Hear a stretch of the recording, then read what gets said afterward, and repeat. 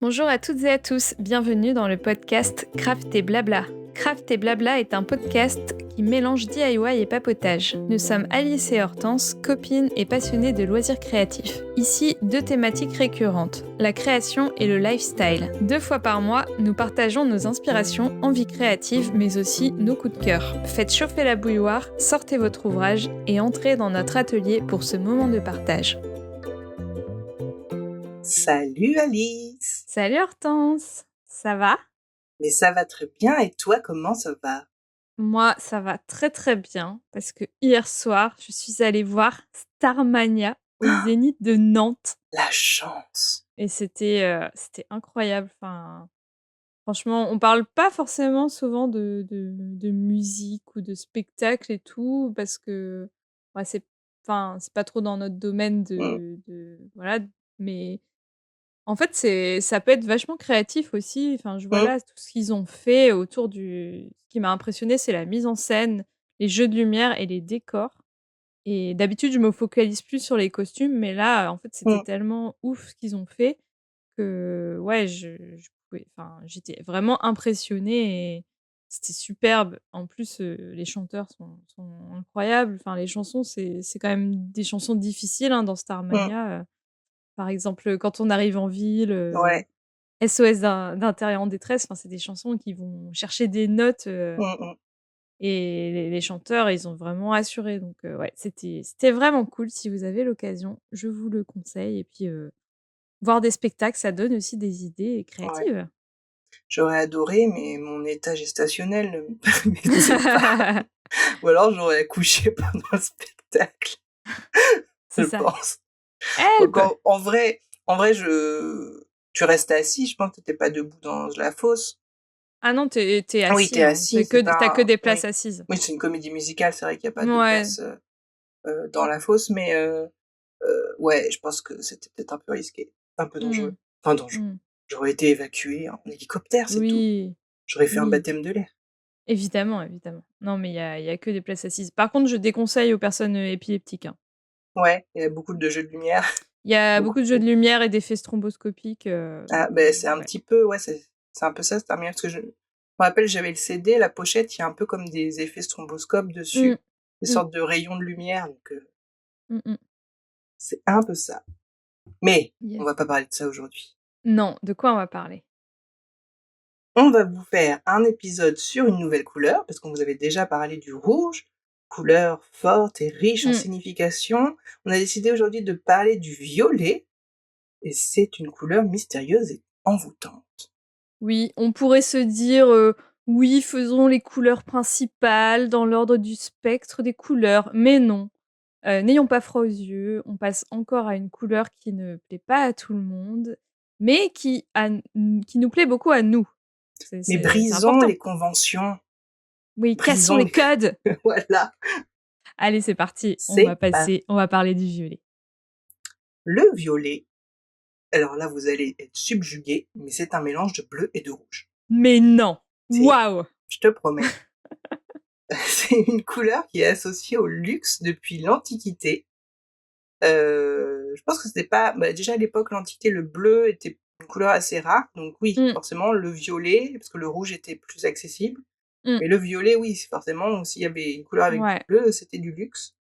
Mais d'ailleurs, Donc je i pense que c'était plutôt du pourpre, enfin, on en reparlera ouais, après, mais parce que bon, on en reparlera après. Mais je pense que, ouais, ça tirait plus vers le pourpre, en fait. mmh mh. Donc ça représente, la royauté, donc Mmh, comme le bleu, le rouge, et aussi la haute société. Donc il peut renvoyer un sentiment de grandeur et de respect. mmh mh. Exactement. Moi, quand je pense au luxe, je pense tout de suite à une marque, c'est, Mugler. Parce que Mmh. dans ses parfums, par exemple, Alien, on a ce côté-là, luxe, mais aussi, on va le voir après, le côté, excentrique, Oui, l'imaginaire. et si je me trompe pas, le la bouteille en forme d'étoile, je ne sais plus le nom du parfum de Mugler, C'est pas, c'est bah, pas Alien? Stars ou un truc comme ça? Mmh, Tu veux qu'on je ne fasse sais du plus. fact-checking? C'est un bleu qui tire sur le violet. Je sais plus comment Tac. s'appelle ce parfum. Ma sœur l'aimait beaucoup. Angel? Oui, c'est Angel. Ouais, c'est ça. Et ça tire plus sur le bleu que le violet, j'ai l'impression, dans mon esprit, dans ma mémoire. Bah, ils en ont fait de différentes couleurs apparemment. Heu, Tu as des plus, violets et plus bleus. En fait, ça dépend de la Mmh, gamme, que tu choisis. Mais ça fait en fait, c'est un peu, entre le bleu et le violet. C'est un ouais. peu lavande. Mmh mh. Donc le revers de la médaille, c'est que qui dit luxe dit effet de supériorité. Ça peut Mmh. avoir un effet négatif. On associe alors le côté prétentieux. On peut aussi l'associer à la froideur, à la distance et à l'arrogance. Ouais et du coup, c'est associé aussi au leadership, à l'ambition et au pouvoir Mmh mh. et toutes ces qualités, enfin, toutes ces qualités ou défauts, on les voit beaucoup dans les personnages Disney, encore une fois, Oh oui. comme avec le rouge. Donc par exemple, il y a la méchante reine qui porte du violet, Mmh. Ursula elle-même est violette, Maléfique, elle en porte, Yzma, elle est violette aussi, de peau.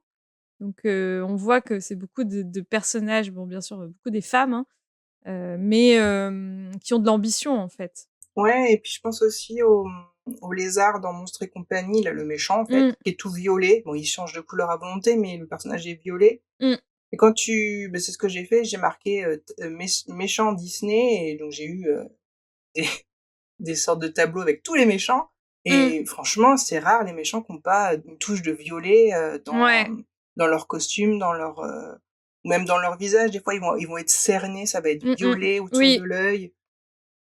ouais. Donc ouais, c'est mystérieux, arrogant, prétentieux comme on disait, Mmh mh. heu et heu et puis bon, bah, ça c'est vrai que du coup, ça a une connotation un petit peu Un donc petit peu d'ailleurs, méchante. oui, au cinéma, le violet est souvent utilisé pour les personnages décalés et déjantés, même dangereux, donc Willy Wonka, Beetlejuice, l'univers de Tim Burton en général. Mmh. Ouais, c'est vrai. Le violet d'ailleurs, c'est aussi enfin, tu parlais du côté un peu fou, déjanté, décalé. Bah, c'est aussi une couleur excentrique qui sort des couleurs dites classiques, qui sort du cadre préétabli. C'est une couleur qui est originale et audacieuse Mmh, à porter, même si aujourd'hui c'est un peu plus à la mode qu'avant. oui, c'est vrai, c'est un peu plus tendance. Le violet est la couleur qui représente le féminisme, ça je l'ai découvert. Mmh. Donc En le faisant les féminisme petites recherches. c'est ça, parce qu'on fait des recherches, Oui. on s'investit. Donc qui représente le féminisme et ses revendications. Donc c'est l'héritage de décennies de combats pour l'égalité des sexes, par extension, il est symbole des femmes, avec des attributs comme la douceur, la sensualité. Et effectivement, moi j'avais jamais fait attention, Mmh. mais tu as pas mal de marques de cosmétiques qui utilisent le violet, Oui, et aussi les serviettes hygiéniques. oui, Alors, je pense, dans ma tête plutôt aux marques connues. De toute genre façon, Nana, on va pas se faire striker, mais Always. Nana, Always, souvent c'est violet. Mmh. Maintenant, il y a un peu toutes les couleurs parce qu'en plus pour, différencier leurs différentes gammes, ils ont plusieurs couleurs, mais Ouais. le logo parfois est violet ou Mmh mh. Ouais, puis maintenant les nouvelles marques de serviettes hygiéniques qui sont plus, neutres, et plus écologiques. oui, donc du coup Elles ça va sont être du plus vert, dans les tons verts, mmh mh, voilà, vert blanc, pour, symboliser couleur la craft. nature, la pureté. Mmh mh. Donc voilà, c'est ça, ils jouent sur différentes, comment dire? Différentes com, mais en tout cas les marques, qui sont plus anciennes, on va dire, Ouais. sont plutôt dans les tons violets, en effet. Et le violet, c'est aussi une couleur mystique et magique. Donc quand on représente, des tours de magie, par exemple, on dessine des étoiles avec, des paillettes violettes. Les robes de magiciens sont souvent violettes. Je sais pas pourquoi quand je pense à Dumbledore, je le vois en violet. Mais moi aussi, mais je pense qu'il a plusieurs costumes et je pense qu'il a un costume violet Mmh. avec un petit chapeau. Ouais, avec un long chapeau, Par extension, le violet est relié à la créativité, à l'imagination. Donc, on en a parlé, on voit souvent des sorcières en violet et pour Halloween, en plus du orange, citrouille, on a aussi le violet qui revient dans des éléments de Mmh, déco. Enfin, du coup, on parlait de Tim Burton tout à l'heure, mais je mmh pense mh. à L'étrange Noël de Monsieur Jack où le violet a une présence assez importante. Et toujours dans l'univers du luxe et des parfums, je pense aussi au parfum, Lolita Lempicka, qui était Ouais. en forme de pomme. Je pense qu'il a bercé, toute notre adolescence. C'était genre le parfum que toutes les jeunes filles voulaient avoir. Et dans la publicité, c'était une genre de nymphe, une femme, voilà, un peu dans une forêt Mmh. enchantée, qui Peu était habillé. très peu habillée, voilà, très mystérieuse. Mmh. Mmh. C'est aussi la couleur, de l'espace. C'est vrai Mmh. que le ciel, on l'imagine noir et c'est un peu un bleu violacé foncé, un bleu nuit, en fait, on dit. Mmh. C'est une touche de violet, souvent associé avec les étoiles. Je pense que dans les livres pour enfants, souvent déjà, je pense que d'une part, c'est peut-être plus simple à illustrer, mais c'est souvent violet le soir, tu vois, Oui, quand on représente la le nuit, ciel, ouais. ouais, violet avec des étoiles, jaunes, d'ailleurs ça contraste bien. Mmh. Le crépuscule. Ah oui. Parlons des utilisations du violet. Oui! Donc le violet est un terme, ambigu car il peut rassembler en fait les différents spectres du violet, donc mauve, lilas, lavande et même pourpre. Purple en anglais Mmh. traduit plus pourpre que violet. Oui, parce que violette, ça existe en anglais. Ouais. Mmh. On dit que c'est une couleur ambiguë, ni chaude ni froide en fonction du côté du spectre vers lequel il tire. Et effectivement, si vous aimez, l'association, si vous aimez la mode et l'association, souvent, c'est pas facile d'associer le métal avec vos tenues. On dit souvent qu'avec une couleur chaude, on va mettre du doré, avec une couleur Mmh froide, on mh. va mettre de l'argenté. Le violet, va très bien avec les 2. Du Oui, violet exactement. avec du doré, c'est magnifique, et du violet avec de l'argent, c'est très beau, c'est Mmh mh. plus classe. C'est Ouais. plus froid du coup, mais les 2 vont bien.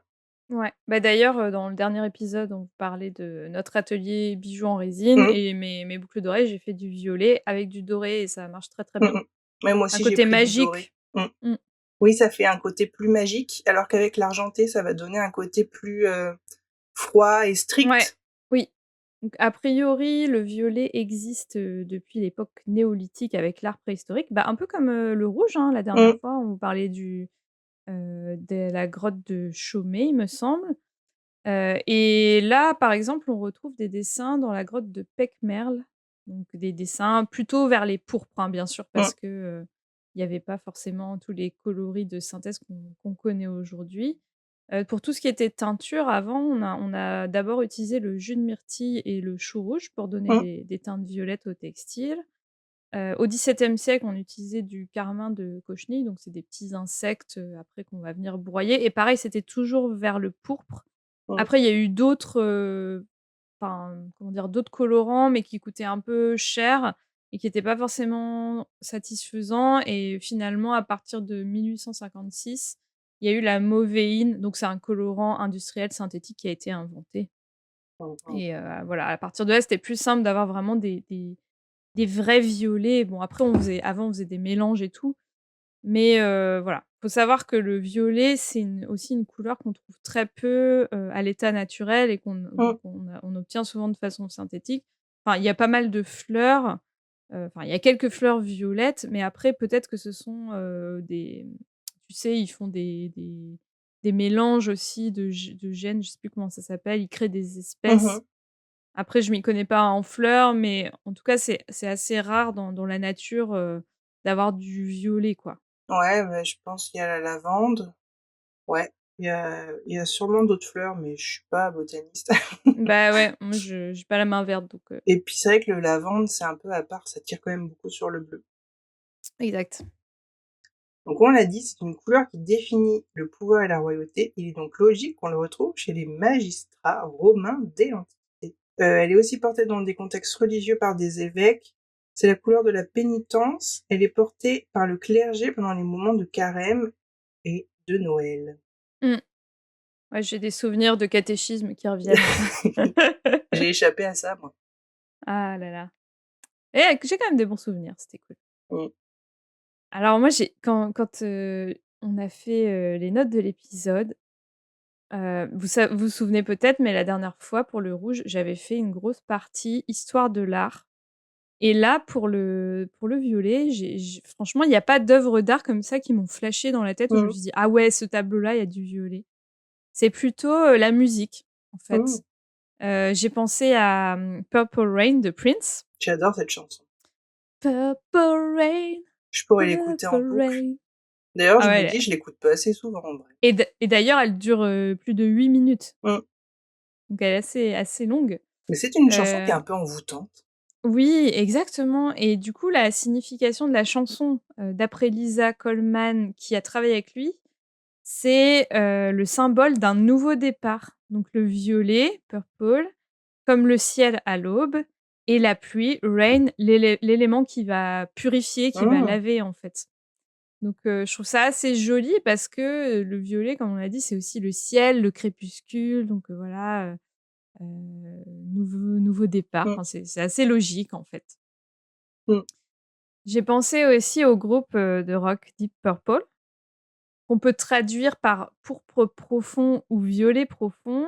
Et en Mmh. fait, ça fait écho au violet qui était la couleur du mouvement rock psychédélique à l'époque. Et c'est vrai que le violet, c'est aussi une couleur psychédélique. Enfin, je me souviens quand j'étais au collège et que j'achetais des trucs violets, ma mère me disait: «Ah, c'est psychédélique!» Et là, tu devais lever les yeux au ciel et Et moi, faire: j'étais «Ouais». et puis tu sais, à cette époque-là, pour moi, ça voulait rien dire, en fait, ce Mmh. terme-là. C'est après que j'ai compris, la symbolique du mouvement psychédélique, mais bon, c'est marrant, quoi. Mmh. Et il y a une chanson aussi que j'écoute beaucoup, c'est, Lavender Haze de Taylor Swift.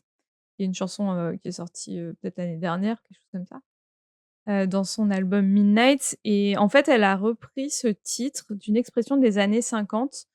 Donc être dans un lavender haze, c'est, ça signifie, être amoureux tout simplement. Tu es dans un brouillard Mmh. lavande, tu es in love, tu es bien quoi. Et donc bah, sa chanson, elle dit qu'elle veut rester dans cet état, Mmh. d'amour, de fumée où elle se sent bien quoi.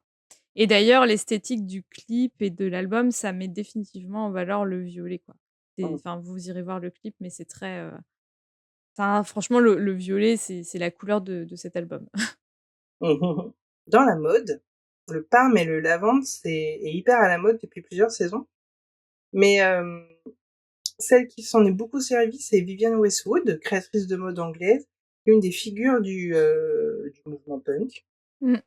Et apparemment, c'était pendant sa période psychédélique aussi.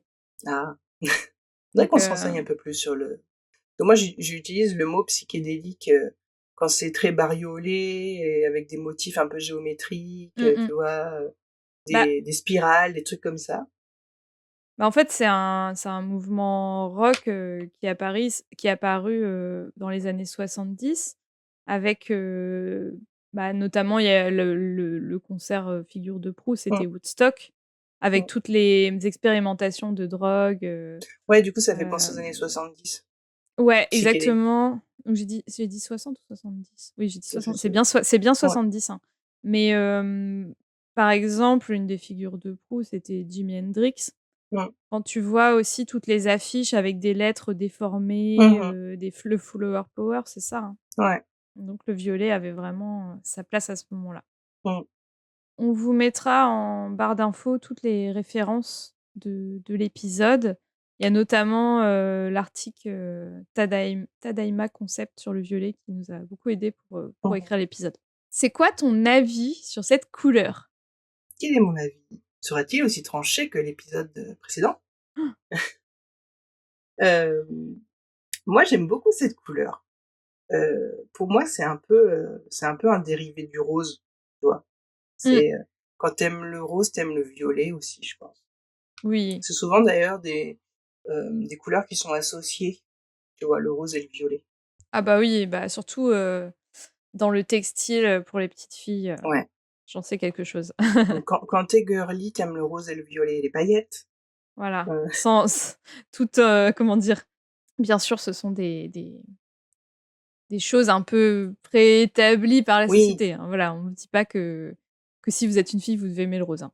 non, c'est c'est un oui, c'est un petit peu, on impose aussi ça aux petites filles. En Mmh, effet, est-ce qu'elles iraient forcément vers le rose? On ne sait pas, mais souvent, voilà, on est un peu conditionnés. mmh, Mais c'est un peu, ça fait partie des couleurs girly de mon adolescence. mmh. Quand il y avait pas de rose, je prenais du violet, tu vois? Oui. Quand il y avait pas le coloris que je voulais. Hem, Ou je choisis du violet pour un vêtement, par exemple, si, j'ai peur de faire trop Barbie avec la version rose. Mmh. Comme on l'a vu, ça a un côté un peu plus femme et plus chic, le violet, que le rose. Ouais. Même si, du rose peut être très chic, ça dépend de la coupe du vêtement ou voilà, mais Mmh. c'est vrai que le violet, c'est un peu plus profond, on va dire, que du rose Barbie. Mmh. Ce n'est pas en revanche une couleur que j'exploite en déco, du moins plus maintenant. C'est vrai que dans la vingtaine, quand j'avais mon petit appart étudiant, il y avait pas mal de roses, de violets, Ah ouais, tu m'étonnes. tu sais, tu choisis une poubelle, bah, tu prends celle qui est rose ou qui est violette, tu Putain, choisis c'est des dessous vrai. ouais, tu choisis des dessous de plats ou des trucs, bah, tu vas prendre, rose ou violet. Donc du coup, j'avais beaucoup de choses dans ces couleurs-là. Il m'en reste pas beaucoup, je me suis débarrassée de beaucoup de choses parce qu'en plus, souvent, tu achètes des choses pas très chères chez Jiffy et ça tient pas Mmh. dans le temps. Je crois qu'il me reste une petite poubelle, style, poubelle de salle de bain. Ah oui, elle est en bas, dans les toilettes du bas, elle est rose et c'est un vestige de ma vingtaine. Mais par contre, dans les vêtements, c'est vrai que j'aime bien le violet. Après, je m'empêche plus d'acheter du rose parce que c'est vrai qu'après, au bout d'un moment, tu une overdose, donc j'achetais Mmh. moins de rose. Maintenant, je m'empêche moins, j'essaye plutôt déjà de prendre des couleurs qui me vont bien au teint et c'est vrai que j'aime bien le violet. Mmh. Et puis bon, faut le dire quand même que le violet, c'est beau, tu vois, quand tu regardes un coucher de soleil au crépuscule, quand ça se teinte de violet, le ciel est quand Mmh. même beau. Ouais, c'est clair. Bah, moi, c'est ma couleur préférée, en fait. C'est Voilà, ma je le couleur dis. préférée! Mais depuis toute petite, hein, depuis l'école, j'ai toujours dit: «C'est ma couleur préférée» Je sais pas si j'ai une et couleur préférée moi en vrai. mais en vrai, moi, j'aime toutes les couleurs. Franchement, Mmh, il y a pas, une couleur que j'aime pas. Après, il y a des teintes de couleurs que j'aime pas, genre le vert pomme, je déteste. mmh, Mais ouais, c'est toutes les couleurs sont mmh. exceptionnelles. Et j'adore porter le violet, donc j'ai une robe d'été, violette qui commence à être bien usée, mais j'arrive pas trop à m'en séparer. J'aimerais bien trouver une robe parme ou lavande d'ailleurs pour, Mmh, compléter un petit peu mon dressing. Ça fait longtemps que j'en cherche une, mais j'en ai pas trouvé une qui me plaisait vraiment. Et en déco, alors, bah, comme toi, hein, l'adolescence, j'avais plein de roses et de violets. C'est marrant parce que quand tu as parlé, je me suis dit: «Ah mais c'est vrai que j'ai gardé ma poubelle violette, de mon autre appart». Des trucs, roses aussi, fluo, de la salle de bain. Bon ça, je pense que ça va virer au déménagement. Mais ouais, c'est en déco, depuis que je vis plus seule, bah, je me suis un peu calmée sur le rose et mmh. violet, mais par contre dans mon futur bureau, ce sera le retour du rose et du violet! Non, mais c'est des couleurs qui sont même si on a dit que ça pouvait faire prétentieux, c'est des couleurs qui sont, pop et qui mettent de bonne humeur quand même. Ouais et puis après c'est comme tout, enfin, tu as différentes nuances aussi, quoi. Mmh, Moi, je pense que dans mon bureau, ce sera plutôt vers les parmes, mmh. on verra. Mais en tout cas, il y aura un mur, c'est sûr, avec une tapisserie, rose et blanche.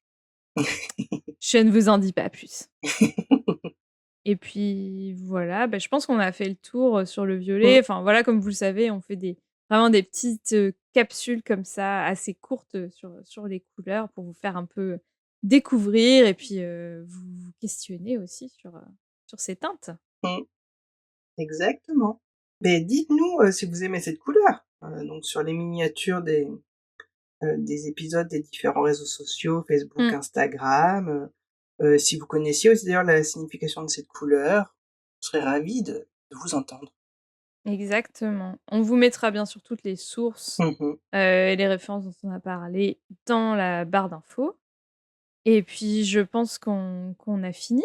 Oui, Bah, merci beaucoup de nous avoir écoutés oui, et ce fut un puis plaisir d'avoir pu parler du violet avec toi, Alice.